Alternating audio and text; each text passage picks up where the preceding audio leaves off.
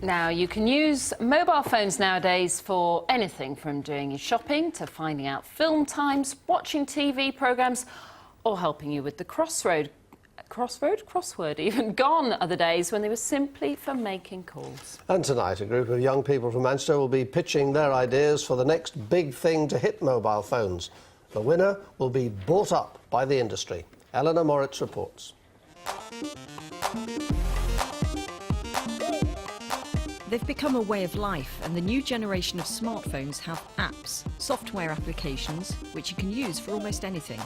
It's big business, and many apps are being developed right here in the northwest, such as this one made in Manchester, which helps you find your nearest and cheapest car park. Finding a car park near where you actually want to be is very difficult.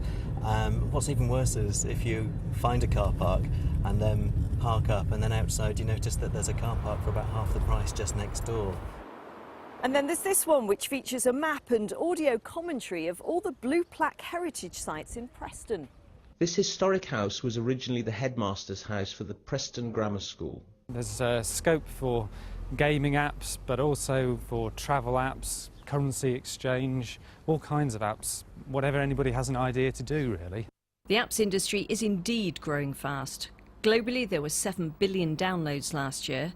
That's expected to turn into 50 billion in 2012, with a worldwide industry worth around £13 billion. This is Rob Shoesmith, a bin man who came up with a successful idea for an app. Anyone can get an app idea made, it's really easy. Come on, get involved, it's easy, really easy, cheesy, peasy. His story inspired this. App School. Students in Manchester have been learning how to make an app. They'll pitch their ideas tonight to professionals.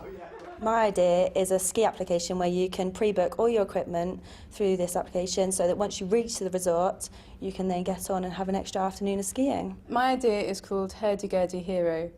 It's an app version of a musical instrument called the hurdy-gurdy, which was popular in medieval times.